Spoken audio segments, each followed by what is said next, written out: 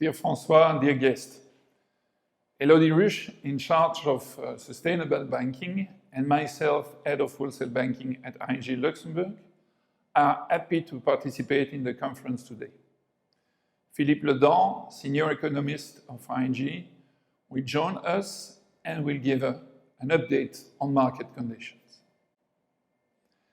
When I was contacted by François regarding the topic necessary transition and evolution of the finance function, I confirmed the two topics we would like to present: the challenge of liquidity management for a bank and the key role a bank can play in sustainable financing. Let's start now. As a bank and as a corporate, this year is clearly different, but it gives us the opportunity to test our ability to adapt ourselves in such an unexpected context. Philippe, how can we illustrate that the current economic environment was unexpected? Yes, sure. It was, I would say, unexpected, unprecedented, and huge. It was a huge shock that we've never seen in peacetime, I would say. Just to illustrate this, if you look at this slide showing the loss of activity during the first half of this year, you see that for many countries there is a loss of about 10 to 15% compared to what happened, or compared to the level of activity that we had at the end of 2019. So it's incredible. For many countries, it is 3, 4, 5 times the shock of the financial crisis of 2008, 2009. For Luxembourg, we don't have the number for the second quarter. There was already a drop of 3% quarter on quarter of GDP during the first quarter, but probably that it will be to the tune of that number also, minus 10 to 15%. So it was unprecedented, it was huge, and of course it was unexpected. From the beginning of the year, we knew that there was a risk with this pandemic starting in China, but of course the consequence of this type of shock is it's not possible to compute that, and even up to the last moment you consider it more as a risk, because it's very difficult to consider that now it's your base case to consider that there will be such a consequence from this pandemic. Now, of course, we have to accept that, and we have to modify our forecast knowing that. But it was really unexpected.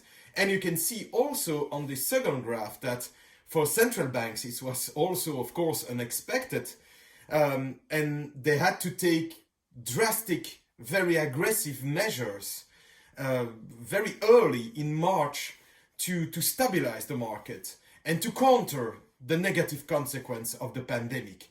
And it was certainly the case in the US, because there was really the fear of having a financial crisis, and certainly on the money market, where you can see on the graph that the interest rates were increasing a lot, because there was a fear that there would be a lack of liquidities for companies. And to counter that, of course, the US Central Bank, that increased its interest rate over the last 2 years, started to decrease, to make a strong decline of its interest rate, of course.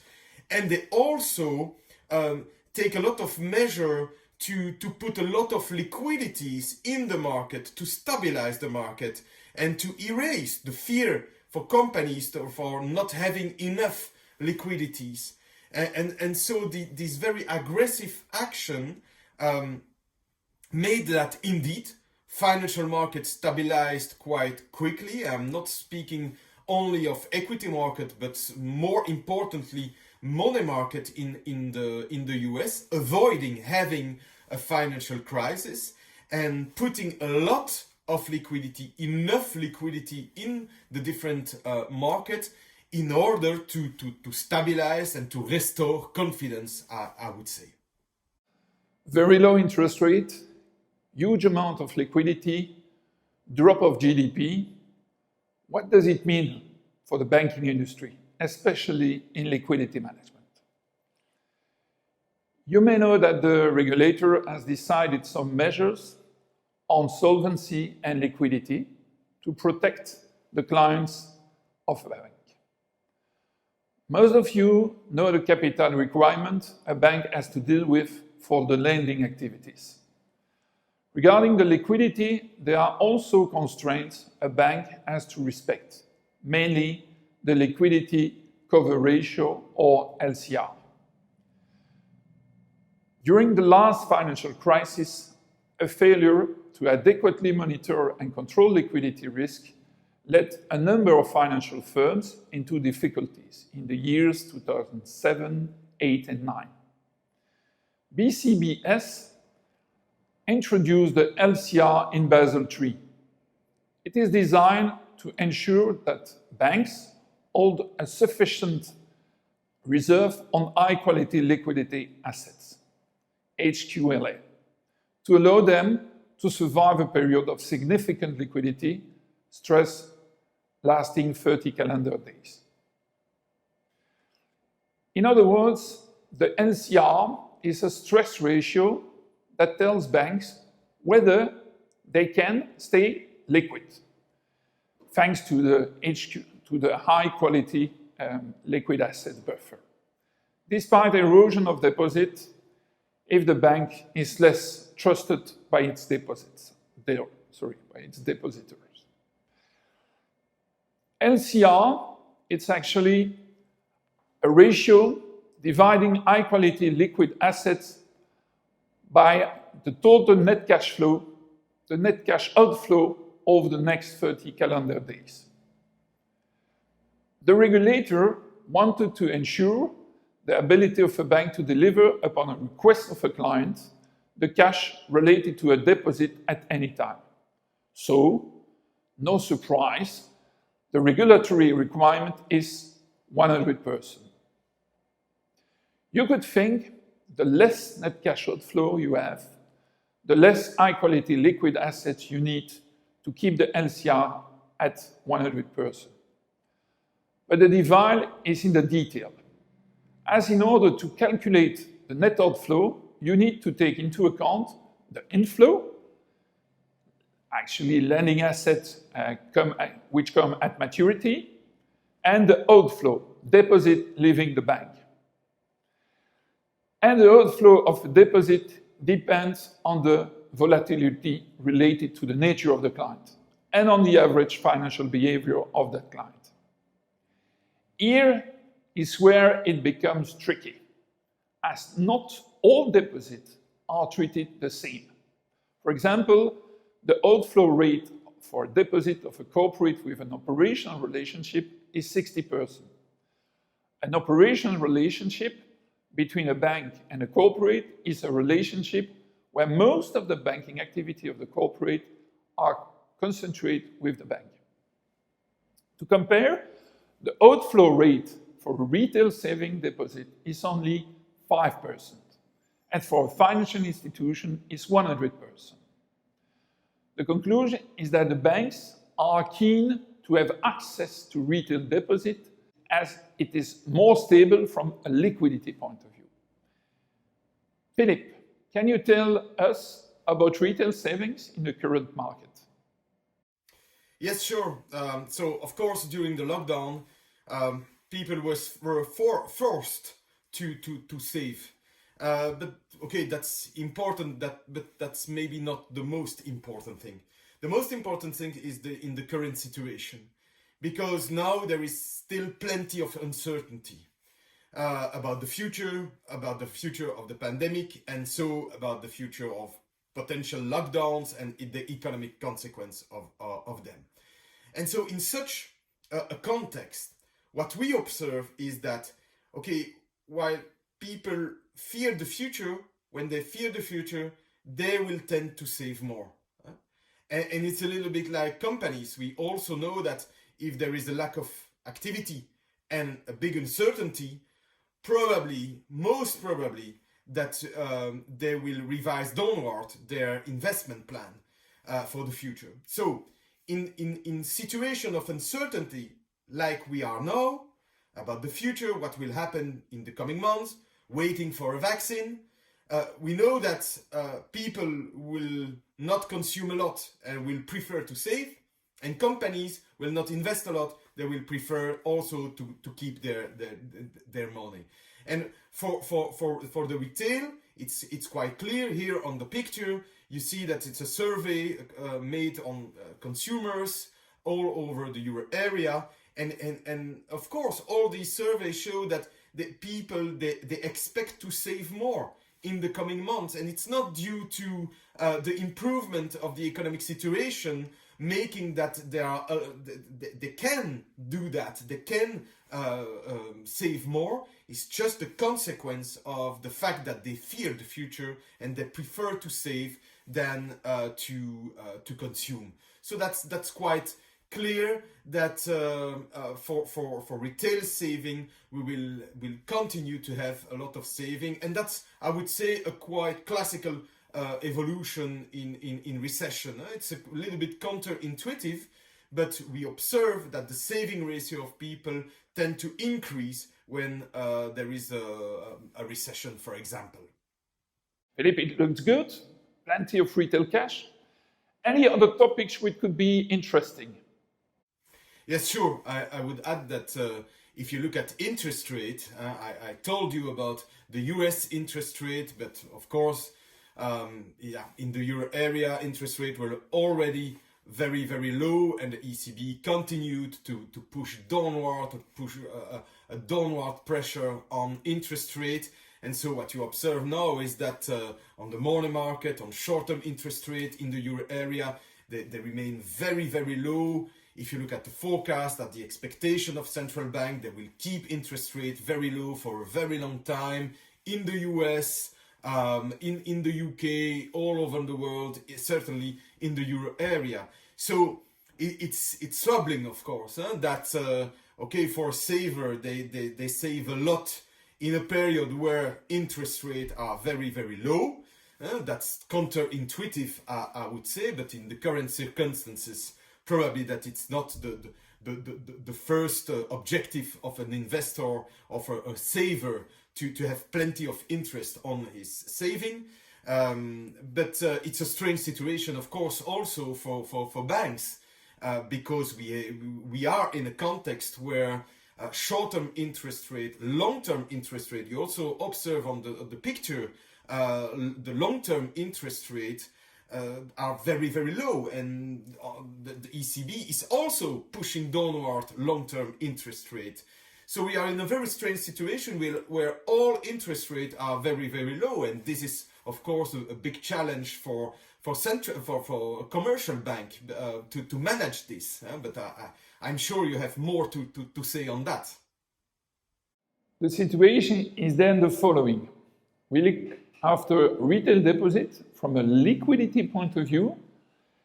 Next to the liquidity, we need to make sure the liquidity is accessible at an acceptable pricing for a profit criteria. Is a retail deposit at 0% still attractive? We know that interest rates are and will be negative for a long period. We know also that the total of cash cannot be used totally for lending activities. And we notice that investment and consumption are relatively low for the moment, and therefore the banks remain with a lot of cash, which will become a deposit at the central bank. It means the funding or liquidity aspect is becoming very expensive. In this context, banks have three ways to maintain their profitability or keep what we call a cost income at a decent level for the stock market. First, by managing their expenses. Second, by increasing their interest margin. Reduce interest rate on savings or increase margin on credit. And by increasing the fee business on investment and on servicing. Most of the time, banks combine the three options, and they have already started to charge deposit from institutional and corporate clients, to reprice some services, and to reduce the expenses like most of the corporate are doing. The goal of my presentation was to give you some information on the importance of operational relationship with corporate clients for a bank for liquidity management purposes. The potential increase of serving fees in order to compensate the decrease of interest margin and the regulatory constraint a bank has to deal with. Those topics will have an influence on the transformation of the finance function. It's time now to speak about another very important topic, which has impact on the necessary transition and evolution of the finance function: sustainable financing. Philippe, do you have any comments on the topic? Yes, if I may, and I think it's a good transition to the next part of this session. It's the fact that this shock, this big economic shock, plays also a very important role in the transformation of our economies. Because we know that an economy is always transforming itself. But probably that in the current situation, there is a sort of acceleration of this transformation. And that existing trends that were already there before the crisis are now accelerating and developing.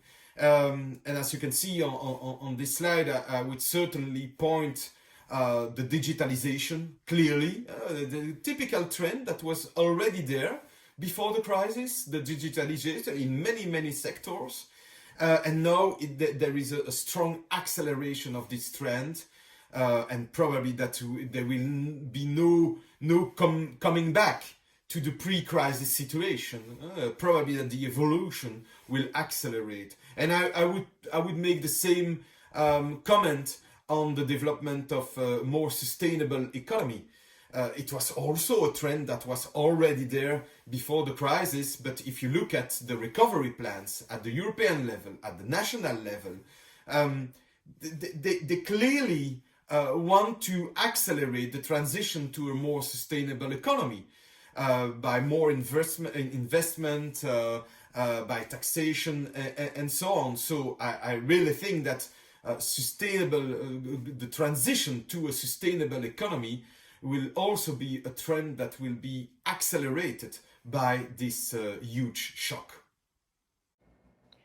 Sustainable finance and the related focus on innovation and product development can be a driver in the evolution of the finance function toward a better future. I will share with you an overview of existing sustainable lending products and a market update for the first half of 2020. There are actually several sustainable finance solutions to support a company's green ambitions. I will elaborate a little bit on the green loan and the sustainability-linked loan, also called the sustainability improvement loans. Let's start with the green loan. A green loan is simply a loan to finance an asset that can be qualified as green. It means that there is a dedicated use of proceeds toward this asset in particular. It can be a lot of things, and sometimes it is quite easy to classify. For example, in the case of a building that has a good or very good BREEAM certificate, or a GRESB rating, or for a solar panel installation, or wind turbines, or electric buses. But it can also be a bit trickier and less straightforward when we take, for example, a boat or a production line. A sustainability-linked loan, however, is a loan where the borrower is encouraged to improve its sustainability performance through a financial advantage, represented by a lower interest rate. So basically, we will measure the sustainability performance of the borrower at the inception of the loan, and we will set ambitious objectives to improve the performance within the lifetime of the loan. As the performance improves, the objectives are met, the interest rate on the loan will decrease. But if the performance deteriorates and the objectives are not met, the interest rate will increase. Now, how can we measure the sustainability performance of a company? There are two main ways.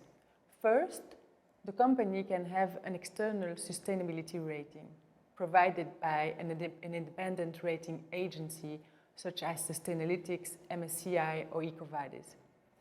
It is a dedicated rating that will give a score in function of the performance of the company in the environmental, social, and governance areas. In this case, we will set an objective to increase the overall score by 5 or 10 points, for example, depending on the starting score. The second option is to determine KPIs that are relevant with the sustainability policy and ambitions of the company. We usually have between 3 and 5 KPIs for which we set objectives. If the objectives are met, the company gets the discount.